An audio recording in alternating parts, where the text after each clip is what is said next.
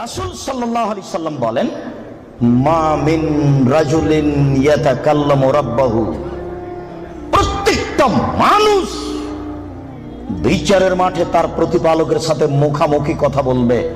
লাইসা বাইনাহু ওয়া বাইনাহু তারজুমান, আল্লাহ এবং ব্যক্তির মাঝে কোনো দোভাষী থাকবে না। দোভাষী বুঝেন কি?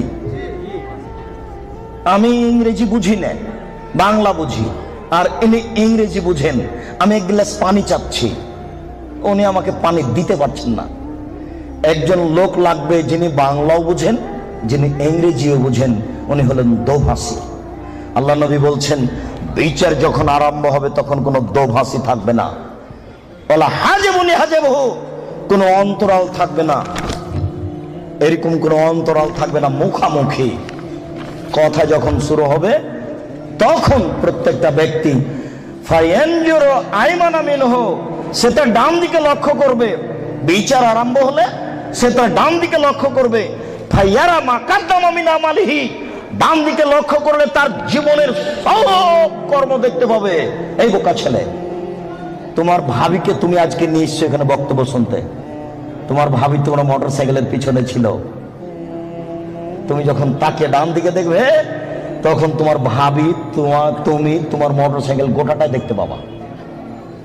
এই বোকা ছেলে, তুমি তো রমনা পার্কে আর একজনের মেয়ের সাথে বসে আছো, এইভাবে দেখতে পাবা।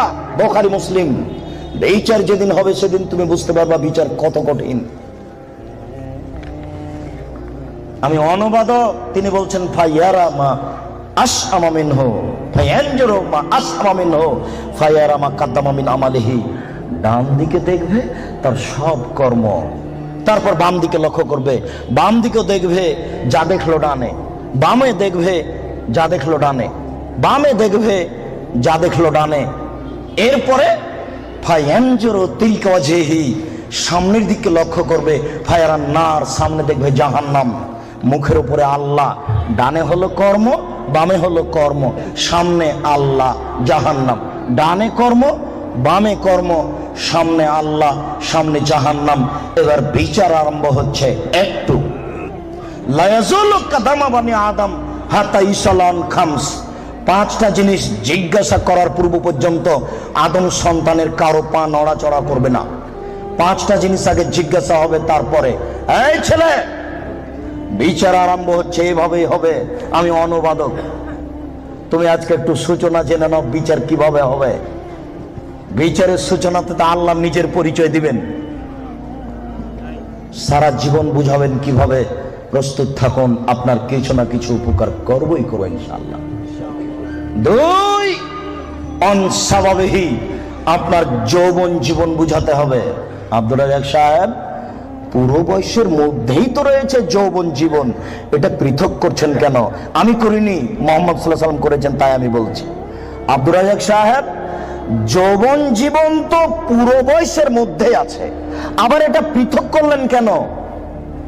দুই, যৌবন জীবন বুঝাতে হবে। আব্দুর রাজ্জাক সাহেব, যৌবন জীবন তো পুরো বয়সের মধ্যেই আছে, এটাকে পৃথক করছেন কেন? আমি করিনি। কে করেছেন? মুহাম্মদ সাল্লাল্লাহু আলাইহি সাল্লাম করেছেন। এই ছেলে, যৌবন জীবন যে কত বিষাক্ত তোমাকে আমি কি দিয়ে বুঝাই। ছেলে যখন 4 বছরের, মা তখন চুমা খায়, আদর করে, আব্বু আব্বু।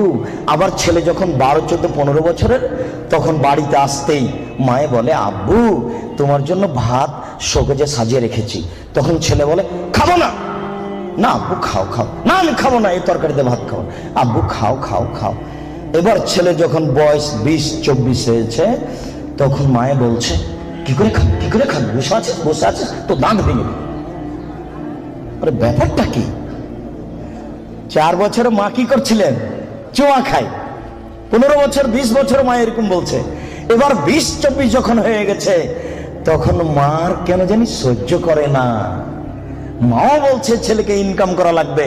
মাই যদি বলে যে তোর দাঁত ভেঙে দেবো, তাহলে বউ কি বলবে? তখন ছেলেটা বুঝেছে, ও ইনকাম করাই লাগবে, গার্মেন্টসে হলেও, জেনার কারখানা। ওহো, টাকা ইনকাম করাই লাগবে। যে কোনো মূল্যে, সে যেখানে হোক না কেন। ছেলে এবার ভেবেছে টাকা ইনকাম করাই লাগবে, এর নাম যৌবন জীবন। আর যৌবন জীবন মানে জেনা। যৌবন জীবন মানে জেনা, যেটা আজকে বলবো। এখানে যত মোবাইল আছে শতকরা 1999টা মোবাইলের জেনার গল্প হয়, এটা আমার অনুমান। প্রায় মোবাইলে জেনার গল্প হয়।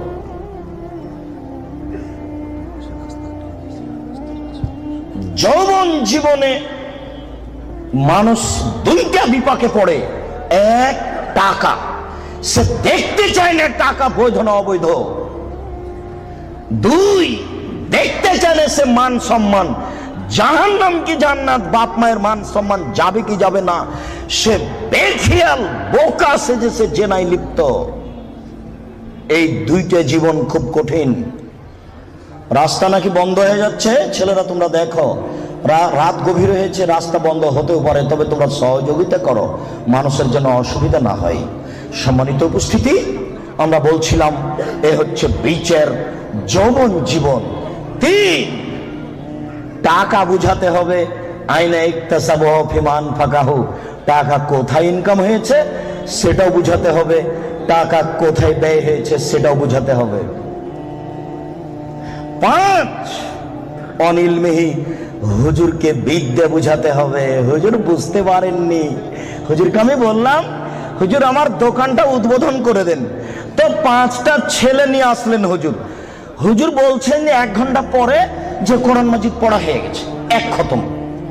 আপনার বাপের নামে আমি কোরআন বক্সে দিলাম, আমার বাপের নামে হুজুর কোরআন বক্সে দিলেন। এবার 1 ঘন্টা পরে ছেলেরা যাচ্ছে ঘরের দিকে, এই তুই কতটুকু পড়েছিস রে? আমি 1 পৃষ্ঠা পড়েছি। এই তুই?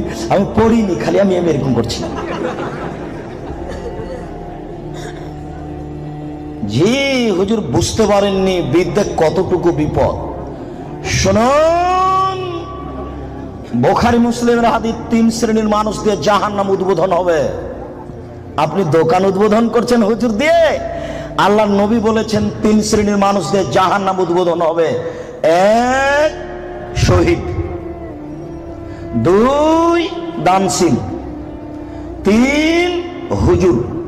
বুখারী মুসলিম বাংলা মেসকাত বিদ্যা অধ্যায় প্রথম অনুচ্ছেদে আছে 2-4টা হাদিসের পরে। আপনি এখনই গিয়ে বাড়িতে দেখবেন কয় শ্রেণীর মানুষ দিয়ে জাহান্নাম উদ্বোধন হবে? 3 শ্রেণীর। 1, শহীদ। তুমি যতই বলো না কেন বিচার একদিন হবে বোকা ছেলে, বাড়িতে ঢুকে যাও, পরিস্থিতি অতীব জটিল। 2, দানশীল। 3, হুজুর। হুজুর বুঝতে পারেননি আমি কত বড় বিপদে। এই ছেলে, তোমার মনে আছে কি আল্লাহ রাসূল চলে যাচ্ছেন, জিবরাইল ডান হাত ধরে আছেন, মিকাইল বাম হাত ধরে আছেন। তখন দেখলেন একটা লোক চিঠে শুয়ে আছে, আর একটা লোক পাথর দিয়ে তার মাথাকে ভেঙে চৌচির করে দিচ্ছে। পাথর যখন মাথার উপরে মারছে, মাথা ফেটে চৌচির, পাথর ছিটকে দূরে চলে যাচ্ছে। আবার পাথর নিয়ে এসে আবার মারে। বলো তো ইনি কে? হুজুর। যার মাথা পাথর দিয়ে ফাটিয়ে দেওয়া হচ্ছে ইনি হুজুর। বুখারী মুসলিমের হাদিস। ওই যে আল্লাহ রাসূল বললেন হুজুরকে জাহান্নামে দেওয়া হবে, দেওয়ার সাথে সাথে ভুঁড়িটা বের হয়ে ঝুলবে। তখন হুজুর ভুঁড়ি নিয়ে ঘুরতে থাকবে। গরুর পায়ে ধান মারার সময় গরু যেমন ঘুরে। আপনারা তো শহরের মানুষ, এই কথা বুঝবেন কিনা?